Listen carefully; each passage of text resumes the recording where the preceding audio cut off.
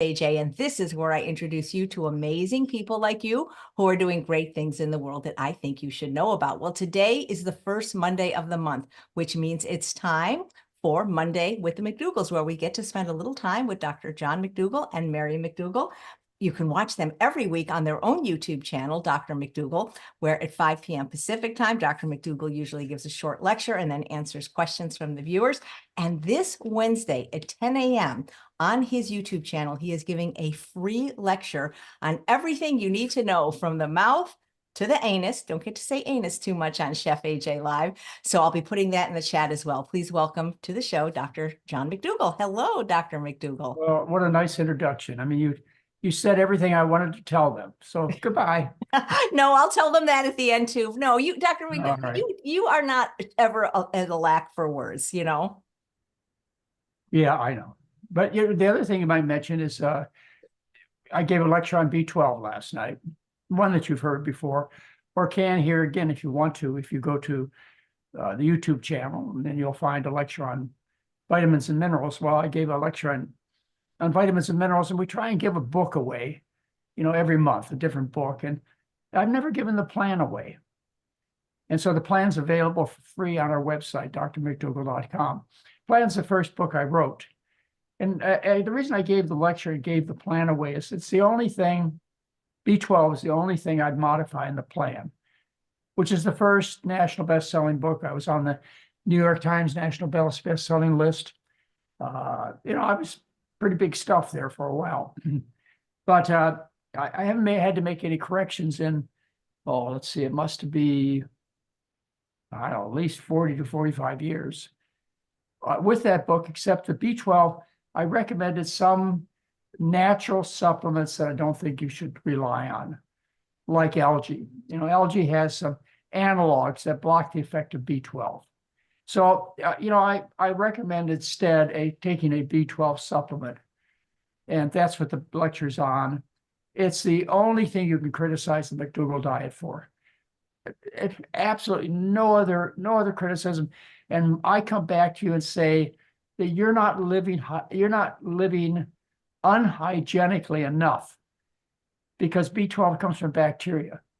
And I've been reading I'm actually reading a book about Captain Cook now, and his third voyage. Really interesting book, by the way. And he talks about visiting these various native populations and how they were dirty and stinky, and they lived in, a lot of bacteria, let's just say. And, the natural environment of the human being is not to use antiseptics and antibiotics and, to kill every bacteria you can come across. So really our bacterial content, which makes B12, is deficient, or could be. Not often. I mean, the risk of B12 deficiency is probably less than 1 in a million. But, that's the only criticism that you can make against the McDougall diet is the B12, because there have been probably 10 cases. Do me a research on it. Maybe 10 cases of actual disease caused by B12 deficiency that wasn't related to damage to the stomach, like through an autoimmune disease called pernicious anemia, or through stomach surgery to treat ulcer disease, which is what we used to do, and then we cause pernicious anemia. But anyway, that if you tune in at 5 o'clock, the goal at 5 o'clock is to tell you what I read in the news the previous week. If there's nothing interesting, then I'll tell you about a subject that I think you need to hear about again. So anyway, we've been having fun. Do you heard something I said last night that kind of stimulated you, AJ? Yes. Okay. Well, of course, I'm always interested in what you have to say about atrial fibrillation, because Charles has it, and he never knows, does he get the ablation? Does he take blood thinners? But you said something profound, which was that men live shorter than women, but women tend to be sicker. And I would like to know why that is and what we can do about it. Well, you're not going to like my comment. Okay, then it's a misogynist comment. You remember you taught me the word misogyny. God loves the species that can reproduce. So you're given some advantages in time as long as you're in the reproductive years. For example, your chances of having a heart attack are almost none if you're still having menstrual periods. I used to sit in my office, and I was seeing patients as a general doctor, and a lot of young women would come to see me with chest pain, and they'd wonder if they're having a heart attack or something. And I would have an option. I could do an EKG, which I made $75 turning on. Every time I turned it on, I made $75.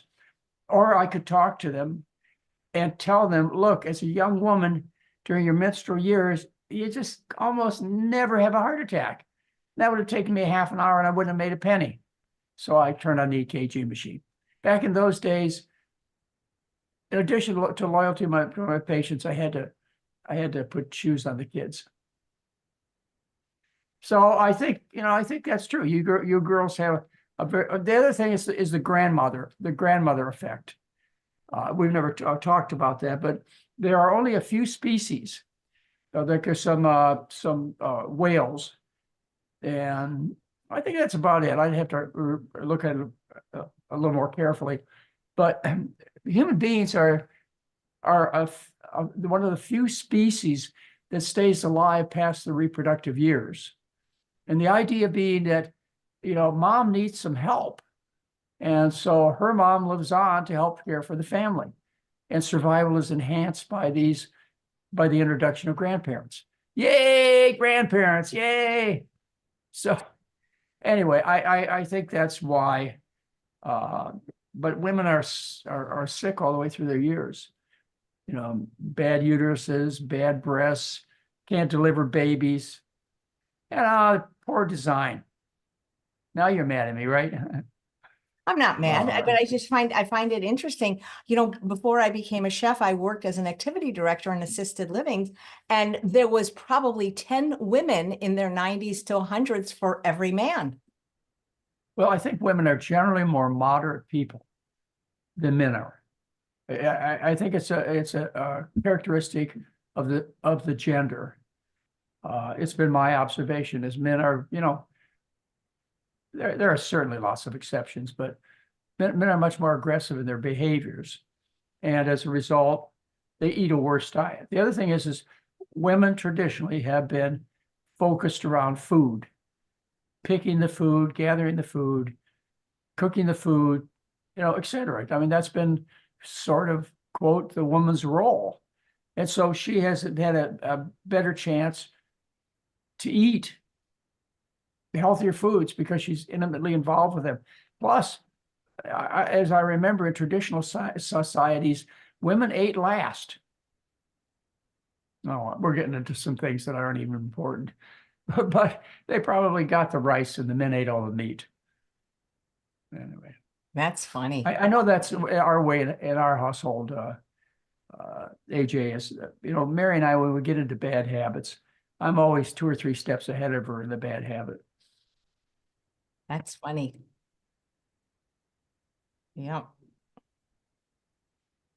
But anyway. Yeah, it's interesting what you said about B12, because it sounds like that even if somebody were to develop a deficiency, it would take a very, very long time for it to show up. It takes 20 to 30 years. You see, B12 has an extreme ability to be recirculated. So what happens is your bacteria in your intestine make the B12, or you pick it up in the environment, or you eat it. Animals have a lot of B12 in them because the bacteria in their stomachs and in their environment was stored in their muscle tissue, or all their tissues.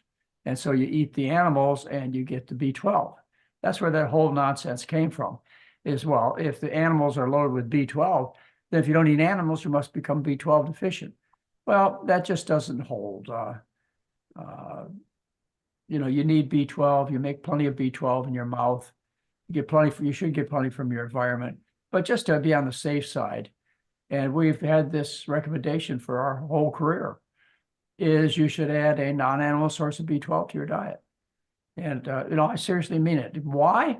Well, because your risk of getting a problem is 1 in a million. I don't want you to ever walk away thinking that darn old McDougall guy, he gave me B12 deficiency.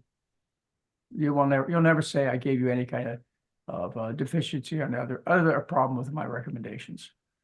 But you know, why deal with the controversy? You know how people are there. What do they call it? Gaslighting. Well, you know, you always say that people want good news about their bad habits, but they don't want bad news about their bad habits. And I'm wondering why you feel people are so focused on deficiencies when all the problems that you seem to see are based on excesses. Well, I can't see that anybody else doesn't see that. Yeah. You know, I mean, but we're on one hand, we're treating our health problems as if they were deficiency diseases. But none of you have scurvy, beriberi, pellagra. You know, you don't have these deficiencies. And if you try and treat the deficiencies, you try and treat problems that aren't due to deficiencies with treatments that are designed for deficiencies like vitamin pills, you're not going to get any success. What we have are problems of excess fat, excess cholesterol, excess salt, excess protein, problems of excess, and you're not going to cure those with treatments that effectively treat deficiencies. It just can't happen. So you got to take care of the excesses. Unless you happen to have scurvy.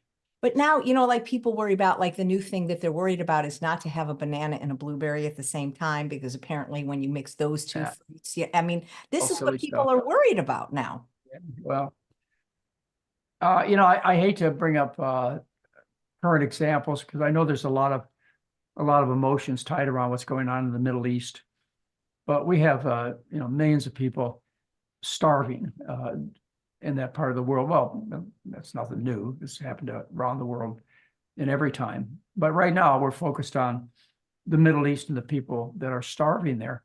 Well, if you notice the truckloads of food that they're bringing in, they're not meat. They're like rice and other grains. That's it. They're bags and you see the children getting their daily soup out of the pot. It's a soup. There are no dead animals floating around in it, you know, and they're smart enough, these people involved in helping others in such difficult situations. They've learned the hard way. You don't feed milk, and you don't feed meat to starving people any place. They get sick. So they give them the natural foods. In the Middle East, it'd probably be barley and wheat, I would guess, is a big part of the diet. Anyway, the people, as long as they get the grains and enough calories to subsist, they're gonna be okay. They're gonna come out of this. Just eating what they're feeding them, and throw in a little vitamin A and C, and they'll do well for a long time. I'm not trying to in any way indicate that this is a good situation, but just to show you the extremes that the human being survives on, and to take such nonsense rules like you got to match your blueberries to your bananas or whatever. Oh no, don't mix them. Don't mix them. Oh, don't mix them, whatever. I don't know. All you eat, you live on starch. You're a starch eater. You add some fruits and vegetables, you'll be fine. Did you read the article today in USA Today about another population of people 15,000 years ago? It was today's USA Today, and how surprised the archaeologists were that they were grain eaters. You know, they stored vats of grain. It's in today's USA Today. There's also an article about the Neanderthal. They finally reconstructed the face of the Neanderthal. Well, Neanderthals are thought of as the ultimate carnivore. Well, the truth is when they excavate Neanderthal bones and other remains, what they find is that they're starch eaters. Only on the extremes of the environment did even the Neanderthal eat meat, like if they went up to the areas of the Arctic. Then they ate meat because that's all that was available. Just like the non-Neanderthals, the Homo sapiens.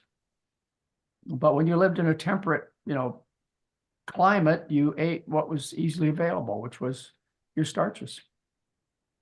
Anyway, paper after paper after story after story supports what I've been trying to tell you for the last, 47 years. Thank goodness it's nice to be on the right side of history. Even though it still bothers me terribly to see so many people suffering. It's unusual for me to see a trim, healthy looking, particularly woman. You know, when you watch, particularly when you watch the news, you see the general population, the, you know, men too, but particularly women, it's just, I don't know. If they only knew, don't get me on my Ozempic rap here for, you know, and tell you why we are the anti-Ozempic drug. Okay, I will tell you why we're the anti-Ozempic drug. You know, there's a chart, in fact, you passed it out, AJ, a chart that I compare our program with the semaglutides, you know, the popular shots and pills that you're taking. And what I show, and this is data we have as well as they have, is that the weight loss in a year in our program is 23 pounds. Theirs is 25. But they started out with heavier people on average. So really, we have the same weight loss. They accomplish their weight loss by making people sick and not enjoying life. Our approach makes people healthy and they enjoy life, their sex life, their art and sports and everything, and they're better able to perform. You know, with this semaglutide diet, you end up destroying your bones and muscles and you end up sick. You know, this is crazy. So what my hope is, and you guys need to help me, my hope is that we spread the message, particularly to those of us who can't afford a $1,400 shot every month. This is free. Cut your food bill. Go out and spread the word. Yep. Thank you. Were you sharing any slides today or anything? No, I'm sharing Mary. Okay, well, that's even better than slides. So, you know, if people have questions for me or for Mary, and yeah, well, a couple you know, all I can tell you is, you know, right now I've told you everything I know. And as I think of other ways to tell you the story, I'll bring in new presentations. But hey, you'll never get tired of listening to McDougall if you go to YouTube. I must have 200 lectures up there and a good share of them, thanks to Chef AJ. So you get a little lonely. You feel a little like you need a little guilt in your life. I'm not going to give you that, but a little encouragement in your life. Then come on over to the website. Or better yet, well, this next program sold out. Starts The Friday. one that starts on Friday, yeah. It's been sold out for almost a month. So July is still open. We'll be taking people in July. Join us. Get yourself in a situation where you say, I can't understand why I didn't do this before. Because you appreciate that life is so much easier, so much better if you are healthy. And the only way you're going to get healthy is to fix the problem. And the problem's the food. You need to eat a starch-based diet with fruits and vegetables. And you also need some medical care. And that's the problem, AJ, that people have. Some of them, not many of them, but a few of them have, they can't get off their drugs. And they need to. And so that's why you need some medical help. I would encourage you to go to your own doctor and ask for help. I mean, the program, the 12-day program is free on our website, drmcdougall.com. So, you know, it's not that you can't do it for nothing, but getting off the drugs is kind of hard. And of course, it's hard to learn from just reading something. You need, you know, our highly talented, enthusiastic support staff is going to, you know, encourage you to take better care of yourself. But the drugs, you got to deal with the drugs. Most of the time, in fact, our data shows that 90% of the time, people are able to stop and or reduce their medication. You know, that's it's not all due to the diet change. It's due mostly to the fact that you should have never been on these drugs before. Our medical director, Dr. Anthony Lim, who I've worked with for almost 8 years. People love Dr. Lim. And by the way, as soon as you decide to sign up for the program, as soon as we can get you in, you'll see Dr. Lim. You don't have to wait for the program to start. But it's been an ongoing education that I've been able to offer him about thinking about the world differently. because you have so much indoctrination when you go through medical school. And even before that, it starts about how you should be treated aggressively, and about you're going to get your solution from the drug companies. And, we've invented a few good drugs, but not many. So it's it's an education that a lot of people need to go through still. And it's one that I've been going through for the last 40 years, 47. So you have any questions there, AJ? What you just said, we invented a few good drugs, not many. Which drugs are the good ones, Dr. McDougall? Penicillin. And I jokingly say Viagra.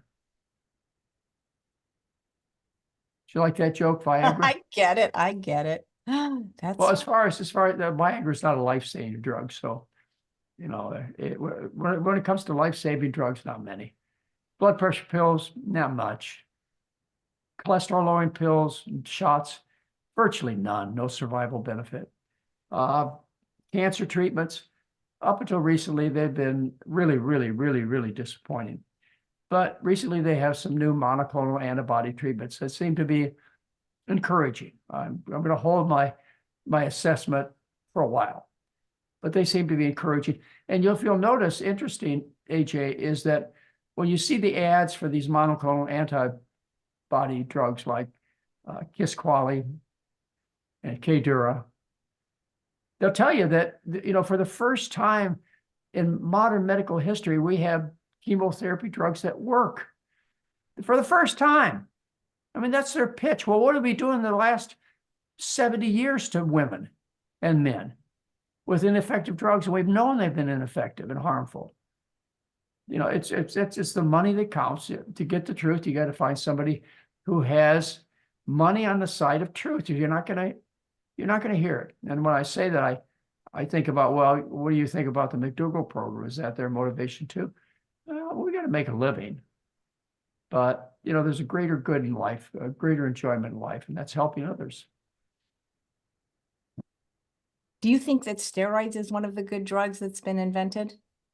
Oh, boy, it was for a while.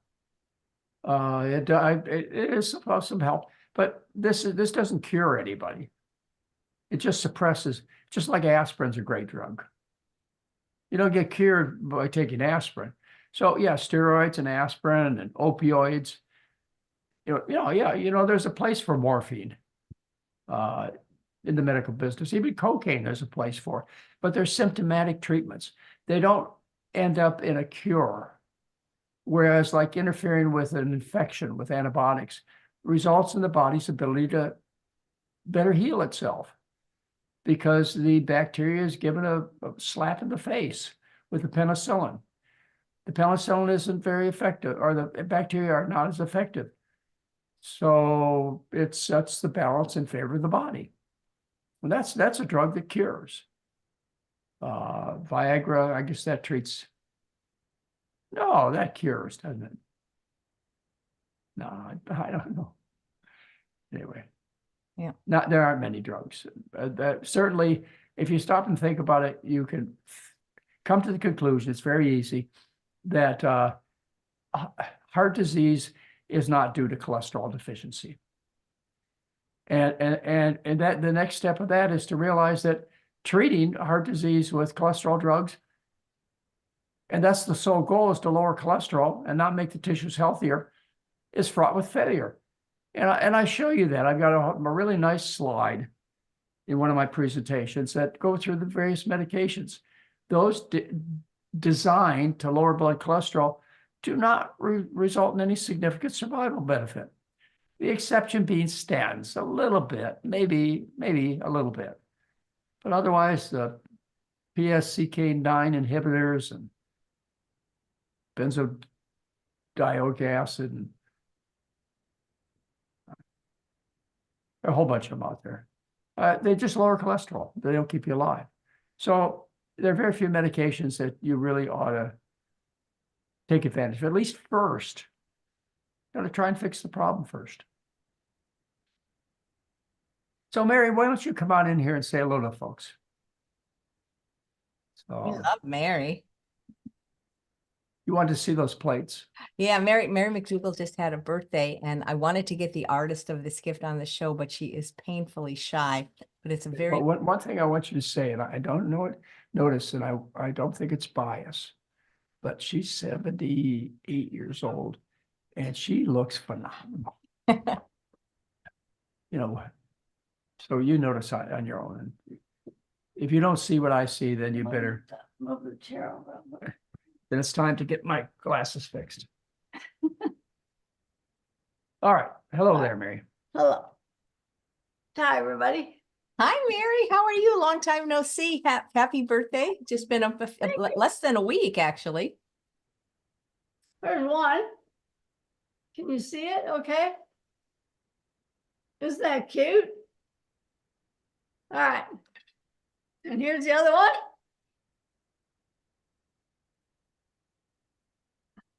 That is so cute. I didn't know how big they were. I thought they were salad plates. I love those. Oh, no, they're huge. I use them for decoration. I just put them up on a wall and. Oh, I could get you one of those stands, like that, like the easel, No, actually. I have this shelf in my dining room that holds all kinds of stuff. So that's where I put all of the awards and things like that John gets. And so those plates are up there Nice. on that stand. Thank you. Oh, thank you. I'm so glad you liked them. That was just so cute. Yeah. So do you like doing the weekly show with Dr. McDougall, Mary? Not particularly, but But it's- I'm a really shy person, AJ. I'm not comfortable in groups. I don't really feel great talking to people. When I had to give classes at the program, it was always a stress for me. I'm not a great public speaker. I don't enjoy, I'm not the one at the party that would be the talker. I'd just be listening in the corner. And so for me to do something like this is a stretch. But she helps me so much, AJ. She kind of mellows me out. But people say, well, if he's got such a nice partner as Mary, he can't be all that bad. And she stops me, because I get on these long discussions that I don't take a break for. She stops along the way and she asks me, well, what do you really mean? Is this true or? Well, he makes things so complicated sometimes that I sort of feel like some of the people that are listening might not understand what he's trying to say. So I try to dumb it down a little bit and say, well, what do you mean by this statement? Because this medical term might not be familiar to anybody else except us. Plus, there's a lot of terms to remember. And two minds are better than one. So she helps me, keep up with a lot of terminology because Mary's a nurse and has had an interest. She's been involved in the practice since the beginning. That's why all of the publications are by John and Mary McDougall, except for two. It's the medicine book and Digestive tuna. and digestive tuna. Yeah. Yeah. Which, by the way, I think we're going to be, well, I shouldn't. Wednesday, the 8th, is that right? The 10th. Wednesday, the 10th. Wednesday's the 8th. Today's the 6th. So Wednesday's. This Wednesday's the 8th. Okay. Yeah. This Wednesday, the 8th, we'll be doing a talk based on the book. And you might get a surprise when you attend. I'm not sure that. But anyways, it's based on the book, The Digestive Tune-Up. And we're going to do it starting at 10 o'clock in the morning on our channel, the McDougall channel, live. You ask questions. And we're going to go through a casual discussion about the gastrointestinal tract. When I wrote that book, The Digestive Tune-Up, I knew it would be a difficult read to read about your bowels, which are shameful and mysterious. So I knew I had to go at it in a way that would be entertaining enough so that people would read it. And so I brought in a couple extra characters, Larry and Louise. Yeah. And they kind of take us through the intestinal tract. And I also hired a comedy writer. And she added a little bit to the book, added a few funny parts, but not much. And so anyway, we now own the rights to that book. And I'll be giving the slide presentation based on that. I didn't know that. So book publishing doesn't have that book anymore. Nope, they're done. It was 19, Oh. 97. Yeah, long time ago. It's a big seller. Wow, And they because don't that's where I make money originally on- found it, was at Bob's table at one of the events, you know? Yeah. He was selling it. Well, Yeah. it is one book that I'm not in competition with many people for. I know that if there's people brave enough on your show to talk about bacteria, the microbiome, but to talk about the whole GI tract, I think that I probably took up a unique area that nobody else wants to get into, the bowels. Yeah. Well, they don't seem to have any trouble with it on TV anymore. They talk about irritable bowel syndrome and, But they have something to sell. yeah, I know that, but When you watch TV, and I don't watch regular TV, just like some of the streaming, all the commercials are for medications now. oh, they are. It's Yeah. terrible. And there's for diseases I've never heard of, like do you have something with the hand, Dupuytren's or something? Dupuytren's contraction. Yeah, I mean, like, see, why is there a commercial for that? I've never even heard of that. Because, okay, Dupuytren's is a contracture of it's usually in the palm. It's the contraction of your tendons in the palm of your hand. And you end up with a contracted hand, looks kind of like this.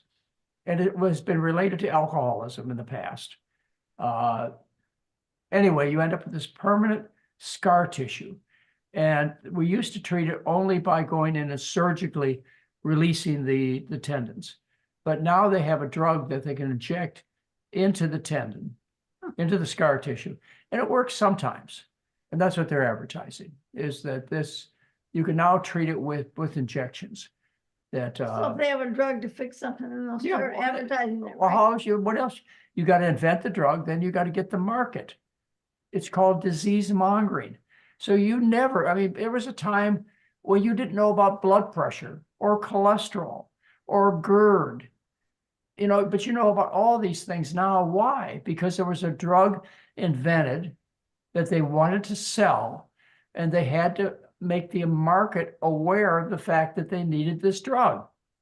That's it. It's just business. Well, yeah, but who ever heard of Dupuytren's contraction before? Yeah, right. Or I like the one, Peyronie's disease. Oh, yeah, you bent penis. Yeah, Really, that it's before. the same drug, by the way, for the bent penis. Peyronie's disease, yeah. Anyway, it's nice that these new drugs are coming out, and I hope they have, good success and result in a lot of relief of suffering.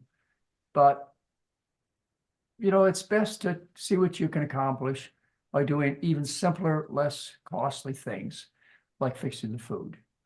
Fixing the food is not going to fix Dupuytren's or Peyronie's disease. That's so Where's funny. your- Stays in like, front of your face. Yeah, stays over like, there. stays like, that's what Peyronie's is. Oh my gosh. That is so, Well, Well, I mean, how many people ever heard that before? Just you. I because never it's did. something you learn about in medical school. It's not something a lot of guys brag about. Well, I never learned about it Well, in nursing school. okay. that's funny. Want to the take a TV few questions, either from the people that wrote in advance or from some of the live viewers? Yeah, well, let's do that. Let's do that. Okay, well, CJ has written in several times, and I know you've answered this, but a lot of people with diabetes and pre-diabetes still worry about their blood sugar eating this way. And she says, Dr. McDougall, with pre-diabetes and trying to eat this way, what could be causing my blood sugar to get slightly high if I've been staying away from oily foods? What can I exactly eat to help my blood sugar?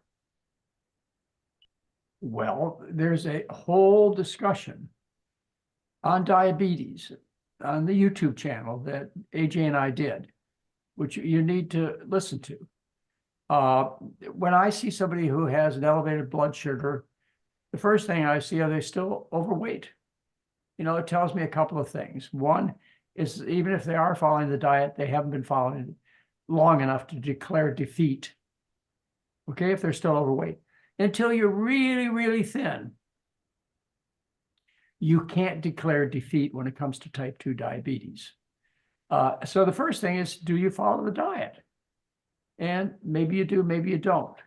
The other thing is, you may have pancreatic insufficiency, where the pancreas is slightly damaged, but not damaged bad enough to put you in the hospital. it's slightly damaged so that you can't have a normal low blood sugar without medication. And you have a decrease in insulin production so that your blood sugars are run higher, and the sugar spills over into the urine, and you have frequent urination. And then because you frequently urinate because of the high sugar levels, you get thirsty. So, that's what happens when you have what I call type 1.5 diabetes, which is pancreatic insufficiency, partial, and maybe a little insulin resistance.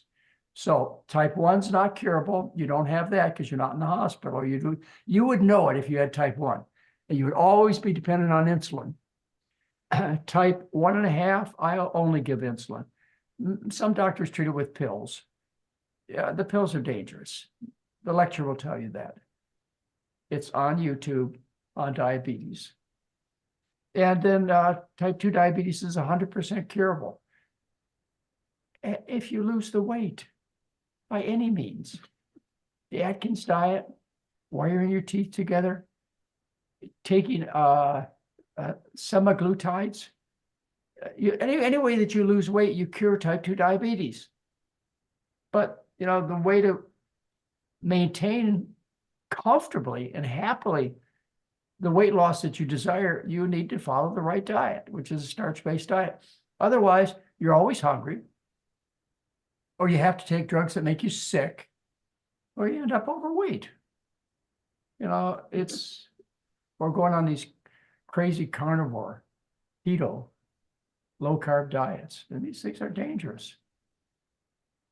But, there's a lot of money to be made, so lying to the public is not a problem. Not anymore. Yep. Mary, there's actually a question that came in from you from Andrea, and she says that she hears people around her talking about having a good relationship with food, which means they can enjoy treats in moderation. But she says that she feels this doesn't work for her. How do I navigate situations where my friend thinks I suffer from disordered eating if I skip the ice cream after dessert, especially if I always used to join in? Oh, well, Are these really your friends? Are they your friends? I mean, if they were your friends, they would understand. They would understand and side with you and compliment you. And if they criticize you in certain situations, why don't you not get involved in these situations? If it's dinner and ice cream, don't go to dinner and ice cream with them. Go for tea or, some other type of meeting situation.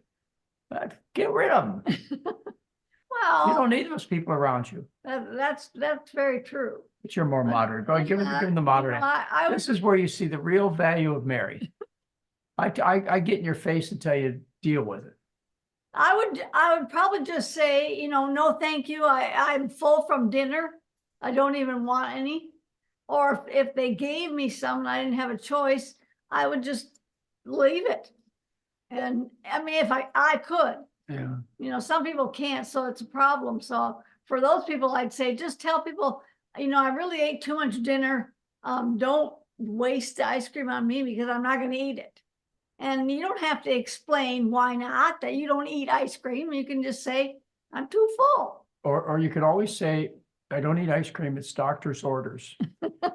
I'm a doctor. It's orders. Don't eat ice cream. It's doctor's orders. That's so funny. And some people have a real hard friends. time. They get, oh, I made it just for you. And it's interesting to me, the people that are the food bullies, like that they are trying. People do that with me all the time. I don't know why it's so important for people that we eat their food. Well, you could always ask for a takeout package or a brown paper That's bag. very hard with ice cream. Yeah. Well, it is hard.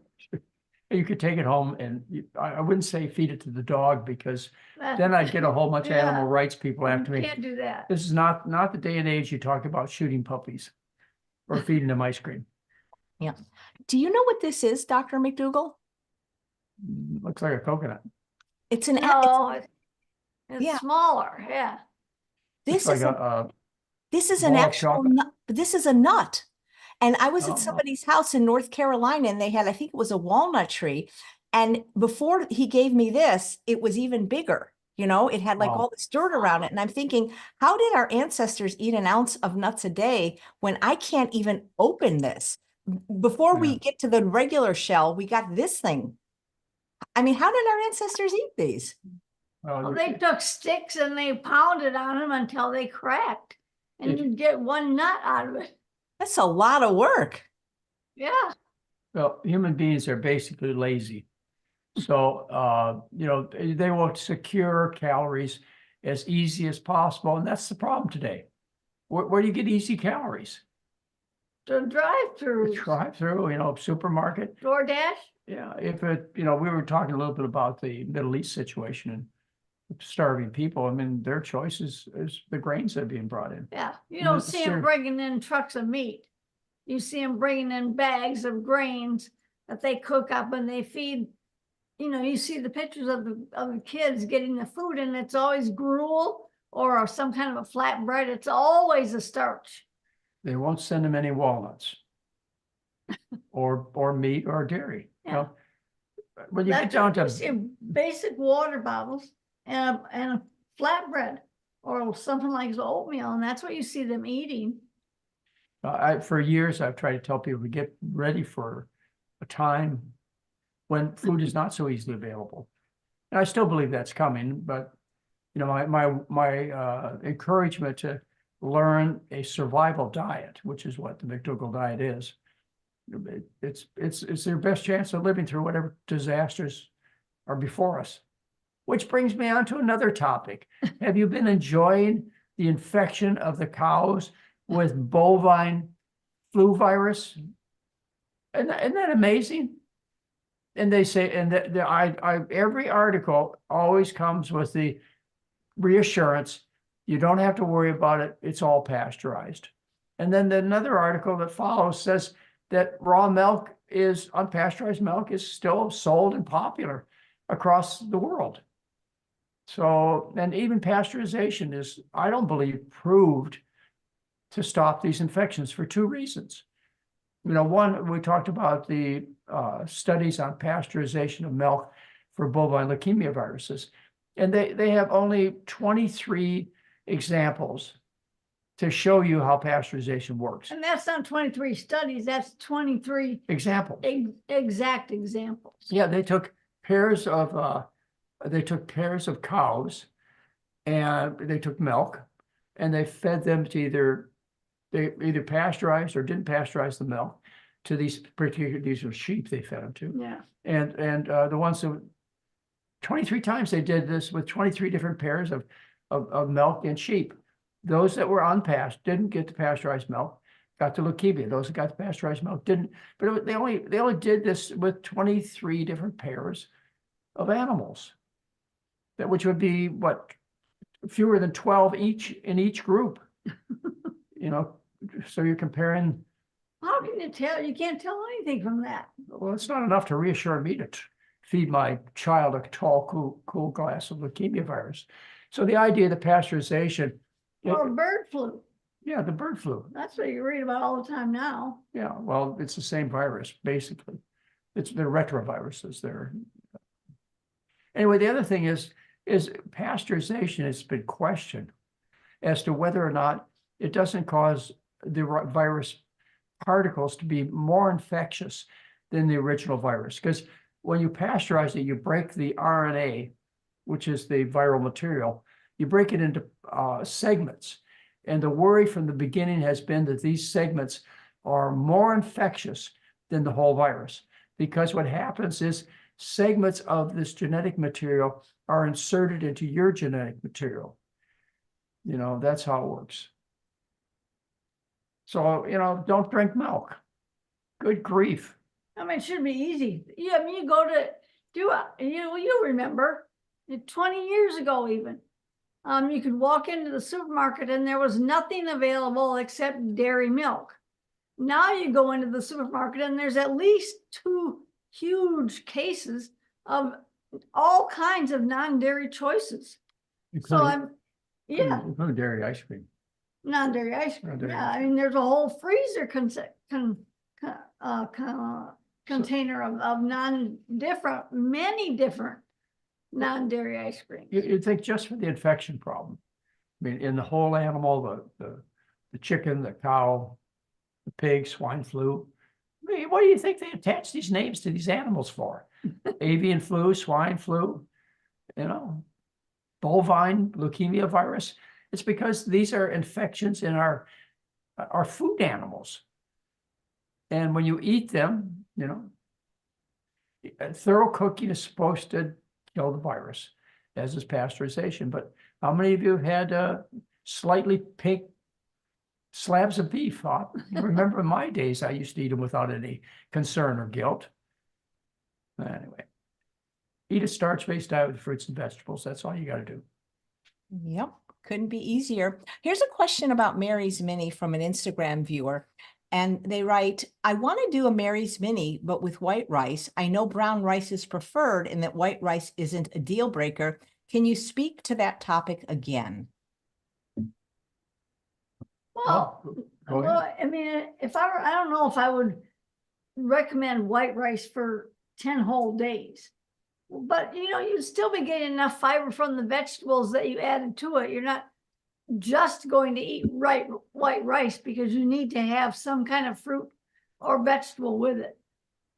So you would have to get, some fiber from something else. But the thing that would worry me would be the, lack of fiber if for 10 days you only ate white rice. But maybe that's not a concern. Would it bother you? Well, if this person wasn't accomplishing all the things they wanted to accomplish, switching from white rice to brown rice would decrease the amount of calories consumed and make further weight loss easier. Yeah, true. So, I mean, these are just minor issues. And I put as evidence that it can't be anything more than a deal breaker the fact that there were 2 billion Asians before 1980, they didn't have obesity or type 2 diabetes or breast cancer. And they lived on white rice. And for some people, it's such a big deal. White versus brown, that is that's a barrier that I'd be happy to remove for you. And one other thing that I found interesting, and I think it's this way in mostly, it's the pre-cooked brown rice and the frozen brown rice. That seems to be much more acceptable to people for some reason, because it has been cooked before. It doesn't seem to have the crunchiness that most people associate with fresh cooked brown rice. And so, I think people find that a little bit more acceptable. And, maybe you could mix half and half, white rice and brown rice together. And that would, again, stimulate your taste buds for a little bit different flavor. And, or try some of the mixtures that have brown rice and wild rice and red rice all combined together. And, I'd give it a little color and a little bit of variety, but it's still rice. Yep. And so it would still be part of Mary's Mini because it's one starch. Yep. I love those prepackaged boxes. They're organic basmati white, like from Trader Joe's, 3 minutes in the microwave. But when I cook rice, Mary, it always gets too glucky. How do you make it so that it doesn't stick together? I like it better when it's not all sticking together. What I do is because I use that too, I put it in the microwave. And what I do afterwards is I make sure I put it in a large bowl so that I can flatten it out. Because if I dump it into a small bowl, it tends to clump. And if I take it out of the microwave right away and put it in a flatter bowl, I can flatten it out. And it doesn't clump as much that way. When you're cooking rice, though, is the secret to not getting it to clump to use a little bit less water? We go to this vegan oil-free restaurant and their rice is perfect and it's not sticking together. And I don't know how they do it. You have to ask them. Yeah.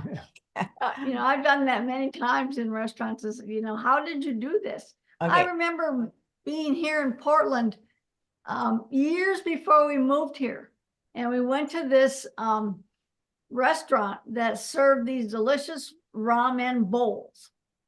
And we went there enough times You remember going there? Yeah. And I actually went to the back and I talked to the chef and I asked him how he made the little rice balls that went into the soup.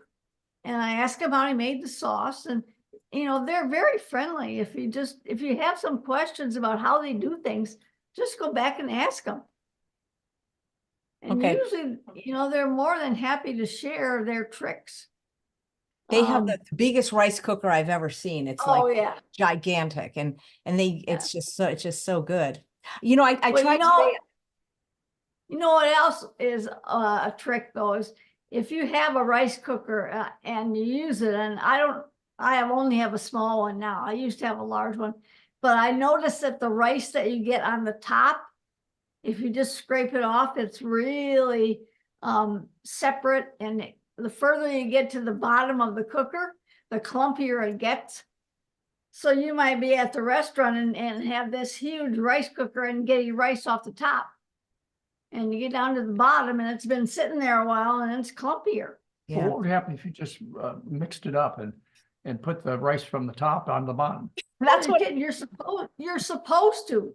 When you cook rice, it tells you to fluff it afterward with a fork right. and let it sit. But that's what I do when I dump it out into a large bowl, is I fluff it and I let it spread out. Yeah, that's cool. How do you Nice. make sticky rice? Sticky rice is a different kind of rice. No. It's a So they don't make- special. don't make No, extra gluten to it or not? No, Yeah, it's sushi rice. Mary, have you ever cooked it's sushi rice? That's very Yeah. sticky. Yeah. Very sticky. Yeah, it's the same kind of thing. It has it's a white rice, and it's a different kind. It's a very short grain, so it's very gelatinous, and it just sticks together in clumps. Which is perfect for rolling sushi. The person that's worried about doing white rice for 10 days, didn't Dr. Kempner keep his patients on white rice for longer than 10 days? It was the only rice he used. Yeah. But you could eat brown rice. The reason when asked why he used white rice, he said, because people like it. And it's so easily available. So that's why he used white rice. And that's why he had to add a vitamin pill. See, Kempner added a vitamin pill because, you know, he was a little bit concerned, and as should be. After all, there had been beriberi in Japan due to white rice. So they had to add some of the vitamins back. Now, in our case, because the food is still whole and the thiamine or B1 is in the brown layer, the coating of the rice, and that's what we eat, you don't have that problem. So you don't But have you to, still, if you eat, like you say, above ground grains, Yeah. you still have to add some fruits and fruits vegetables, yeah. fruits and vegetables to the rice, no matter whether it was brown or white. right. And he added fruit and fruit juice. Yep. And he only prescribed his diet initially for several weeks. And then what happened is one of his patients forgot to come back and came back, I believe it was a year later. Not only was she not dead, she was in tremendous health. And so from that point on, that experience on, he said, look, you've been on a diet for a long term. So you can do Mary's Mini for more than 10 days. And I have you know. met patients of his that have been on the diet for 40 years. In fact, the only diabetics I've ever seen that had their eyes and kidneys and everything else working, type 1 diabetics that lasted 40 years, were on the Kempner diet. It's a therapeutic diet. It is the last resort. It's the diet for the nearly dead. The McDougall diet is the diet for the living. You never have to apologize to following a starch-based diet. It's all the things you like and none of the things you don't like. But you've heard that before. Yeah. But we really recommend Mary's Mini for only 10 days. Yeah, and of course that gets into the diet psychology. Well, I Yeah. only have to do this for 10 days. It's- Then maybe it's a 10 easier for people. and yeah, you yeah. think about, oh, it's only 10 Only days. I 10 can do days I can that. do the mini diet. Then when you get to the end of the mini diet, you say, well, the food was really good and I found stuff I liked. Maybe I'll keep half mini diet and half the whatever, regular diet. Or at least I'll incorporate more. I'll realize that I don't have to have variety. The foods are complete. So if you like something a lot, eat it. You could live, you know, as AJ, she lives on potatoes.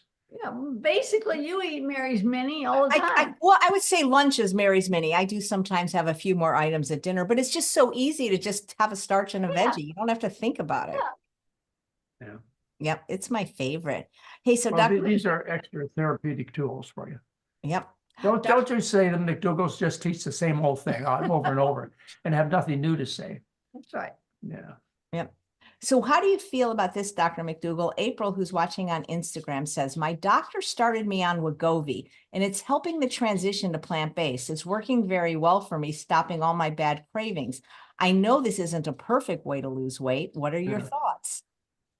Well, you know, it's like people who tell me, well, I'm going to go on the Atkins diet just to lose the extra weight, and then I'll start eating well. No, when I think about people with that attitude, I wonder whether they're really set up for success. You know, and they're still looking for excuses. Yeah, you can do it, sure. But then you're going to be able to stop the Wegovy and just get onto the diet that you should be on?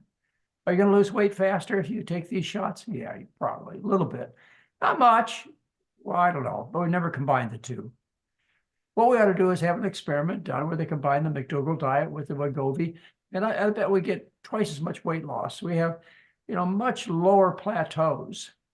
Wouldn't that be fun to have a study really. of, you know, 100 people that were eating the McDougall diet the way they were supposed to be, which a lot of people don't, and another 100 people that just took the shots and compared after, you know, 3 months or so, you know, how the weight loss differed and how, you know, they felt, you know, emotionally and how they felt physically. Well, wasn't it just recently Weight Watchers? They have a semaglutide addition to theirs. They do. So there are a lot of traditional calorie restricted diets, Nutrisystems, Jenny Craig, these kinds of diets. They have such poor success that some of them are adding the weight loss. the weight loss drugs. Yeah. But it's because they're unsuccessful. But you know, Our diet is successful. Why would we bother? they don't use especially like Ozempic or Wegovy. They say they make their own proprietary blend that works. So, And you know, the drug companies are figuring out ways to sell direct to consumer for these drugs too. I don't know whether they've instituted the programs or not. But you know, if you really want to commit to good health, you don't have to have this crutch to start out with. Yep. Okay. I just saw another question. Hold on one sec. Oh, your book, Digestive Tune-Up, somebody's asking, is it still available, Dr. McDougall? Yeah, we have it on our website. You can now buy it for very little. And what I hope is someday soon that we'll be giving it away as a gift. But yeah, you can get it on the website. I think it's $10. is it download? It's a down. We have the PDF file. Okay. Either that or Heather's about to put it up. But yeah, it's a great book. It's a really Oh, it's good. a fun book, and it's a short read. It's not very fat. You know, you can. It's fun to read. You can sit down and read it in one sitting. Yeah. And it'd be real easy. Yep. So somebody's saying, is it okay to eat a little salt? I noticed that your soups have salt. We encourage salt for health reasons, but most because of palatability. If you don't like the food, it's because it's low salt. They're probably talking about the right foods having salt in them, because my recipes, I don't usually add salt No, I get it. into Okay. the recipe. So that would be what they must The be reason talking we have about. Dr. McDougall's Right Foods with a low amount of sodium, you know, it's about 400 milligrams compared to the similar ramen noodles, which would be 1400 milligrams. So it's Dr. McDougall's Right Foods are called Dr. McDougall's Right Foods for reasons. It's not Dr. McDougall's Perfect Foods. You get those out of the book, or you know, you buy them in the grocery store. But this is Dr. McDougall's Right Foods, a company we developed in 1993 So it's been more than 30 years. You show me a food company that's last 30 years, and we're in over 6,000 stores across the United States, and you can buy them. You can still buy them on Amazon. I think so, yeah. Why are they still in the market 30 years later and growing in sales? Well, it's not just because the public is getting wiser. It's because they really, really, really taste good. And you can use them in so many ways. They're not intended to be all of your meal plan, but a helper. Like maybe for a quick lunch, or maybe for dinner, and you take the pea soup and you put it over a couple of baked potatoes to make it easy. Yeah, I saw this thing on Instagram yesterday about a woman who packed for a weekend trip, and she had all the stuff that she was going to take with her so that she could eat the right foods. And she had, sandwiches and things that she made. And then she had a pile of six different kinds of McDougall soups to take with her so that she'd have food to eat. At campers, they put in little Ziploc bags, take them along. Now, I want to tell you, this is a controlled experiment we're talking about. We've been on the market for over 30 years. We made the same product without the salt for the Pritikin program. We ran one line and they didn't sell. We distributed them to the grocery stores throughout the country. The McDougall soups, as designed by the Pritikin program, with no salt, no sale. So, it doesn't make any sense to be out of business, especially when you're trying to give out a message of no animal foods and no oils, which the McDougall, Dr. McDougall Right Foods obeys strictly. In fact, I've fought that for years. I've had offers to throw a little oil in the food. No, well, it won't hurt. Well, even if it doesn't hurt people physically, it doesn't help. People don't like greasy food. And they're very sensitive. They'll run into trouble. Plus, it's a slippery slope. You start with a little bit, you just, the slippery slope. So, I've tried some of their, the ones that are called Mike's. Oh, Mighty Mike's. Mighty Mike's. The same company makes another product with oil. And it was very similar. It's a miso soup, called, I think it's Mighty Mike's. It is. Because our granddaughter happens to like them. And, They're vegan. they're vegan, and they're the exact same thing, except they have a little bit of, I think, sesame oil or something added to them. Anyway, I made up one of the Mighty Mike's and one of the regular McDougall soups, and to me, they tasted pretty much exactly. Does the oil come in a package? It does. So you can skip the oil. So because the oil comes in a little tiny package, so you can just throw it away, and the rest of the food is okay. So we recommend Dr. McDougall's Right Foods with no oil and no animals. Right. But they as I say, you can't argue with success. Over 6,000 stores, lasted for over 30 years, and they taste good. And they should be, for those of you who need it, they're a very acceptable addition to your diet. And you know what happened to the breakfast ones? But they're too much sugar. Well, no, all the other food companies, like Quaker Oats, and they copied it. they all copied the very same ingredients, except more sugar. Yeah. I don't think they have oil, but Yeah, we got off of those product lines. We used to make cereals too, and desserts, which were always too high in sugar, I'll admit. But they're off market now because other companies have come in with their products, which they could sell cheaper. And they're perfectly acceptable, a lot of them. Yeah. Go buy them. Just oats.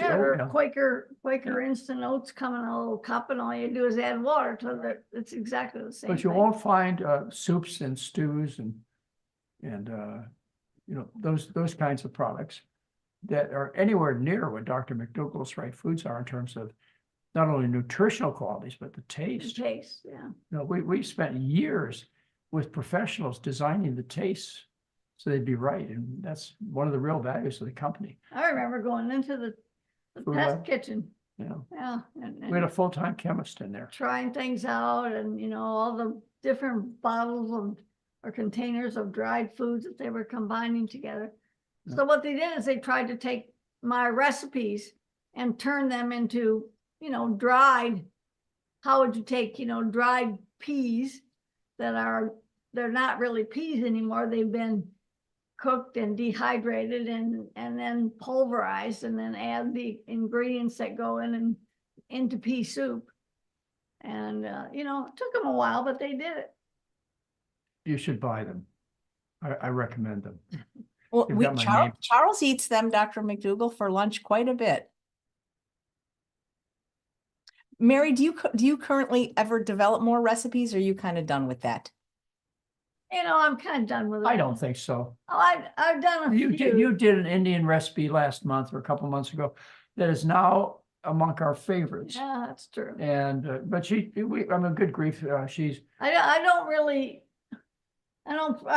plan on No. releasing these, but I find things in mostly in New York Times. They have a cooking section and they have a vegetarian section, and they also have a lot of vegan recipes, and I can get ideas from those and just leave out the oil. And so I found one of these for a potato and cauliflower Indian dish. And I started, I just played around with it and experimented and left out the oil, and it turned out really well. It was phenomenal. You know, maybe we should start releasing a new recipe of yours occasionally on our 5 o'clock show. Well, we could. You know, some of the things, Mary, you come up with. You are the queen of the kitchen. Yeah, that would be really great. I would love to see some of your new ones.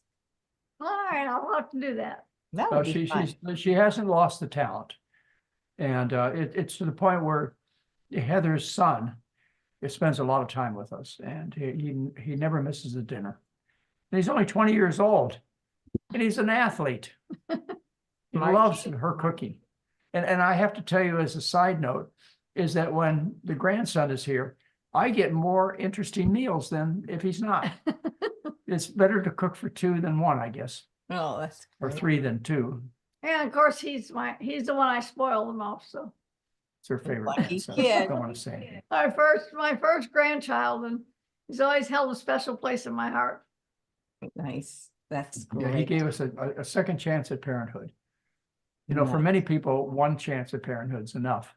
But for us, you know, we have been fortunate enough to have a really close relationship with our kids, and Yeah, I mean, we were in our early 60s, and we took him everywhere. New I mean, York, when he was 5 years old, Hawaii, we just Costa Rica. took him with us and left his mother home with her other 2 kids, and took him all over the world. Yeah. Well, But it shows too. Yeah. He's a very, very talented young man. Yeah. Okay. You know, What do you somebody. think? It's been an hour. Are there any? Oh, no, people wait. want to Oh, talk? my God. There's so many questions, but I just love talking to you. But I'm going to ask this one from Julie. She sent it in because it mirrors what a lot of comments are in all the platforms where we're watching. So Julie specifically says that, well, she wants to know why her glucose rises so high, even on a plant-based diet. Weight loss is slow. Should I cut out carbs for a while? She's only 5 pounds over her ideal weight, but she has diabetes.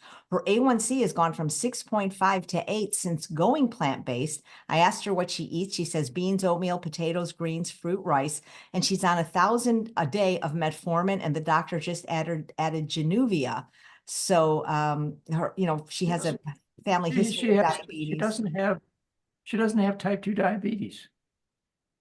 You know, type 2 diabetes is caused by insulin resistance, secondary to being overweight. She's only got 5 pounds more to lose. That 5 pounds may make a slight difference, but I expect not enough difference. So the doctor believes that she should have a lower blood sugar and gives glucophage, which is standard. I mean, almost all diabetics are on that, which I don't do that. I don't have people take a glucophage, metformin, because, you know, its benefits are questionable. And by the way, it causes you to lose weight. And that's why doctors recommend glucophage. It's the only, or one of the few diabetic drugs that cause weight loss.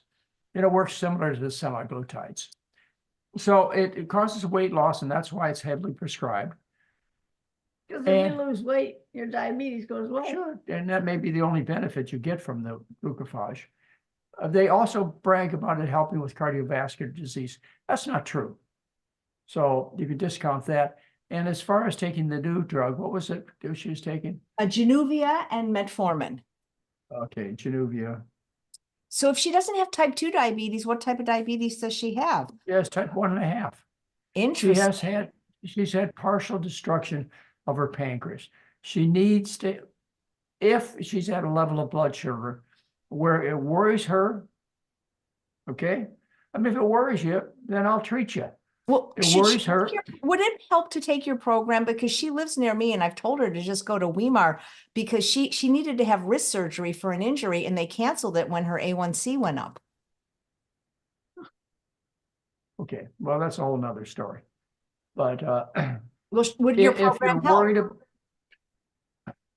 Oh, definitely. well, if she, I don't know how far away she is from our recommendations. So if she still needs some improvement, which most people who claim they follow the McDougall diet, they need help. We've had. No, this happens all the many time. of the people that come to see us. I they- follow your I diet follow strictly. Perfectly. I can't lose weight. My cholesterol won't go down. We check them 10, 12 days later. Well, look, you've lost weight. Your cholesterol's dropped 20 points. Whoa, I guess I could have done better before I came in. But we never challenged them with their proclamation that they eat the McDougall diet strictly. So I don't know how far she's away from, A lot of people interpret what we say in their own way, yeah, well, you know, and it. but you my know, bottom line, she probably, to stop the worry by having better looking numbers, to stop the excess weight loss which occurs, and she's not having this problem. So, you know, she's not having excess weight loss. So, you know, maybe the loss of the extra 5 pounds is going to make a difference. Or she's not following the diet strictly enough. That's what I come to the conclusion. Anyways, excessive weight loss, you need to correct that, or excessive urination or frequency, or thirst, excessive thirst. And I do it with a long-acting insulin called Lantus. 1 shot a day, usually in the evening, 5-10 units. Nice.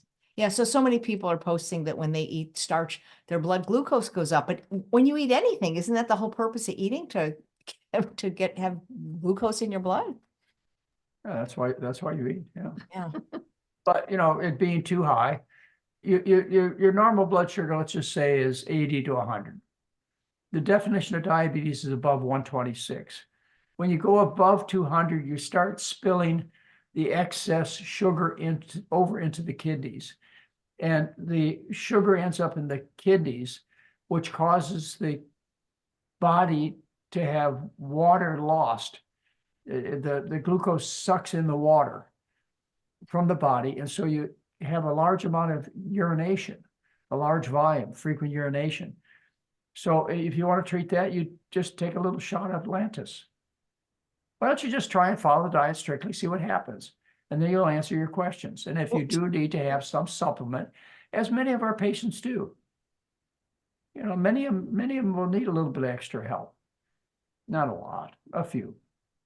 And then you use something that is safe. But usually Like it's Lantus. only temporarily too. Usually when they have lost the weight, they're down to normal blood sugars. Well, yeah, that's all right, Mary.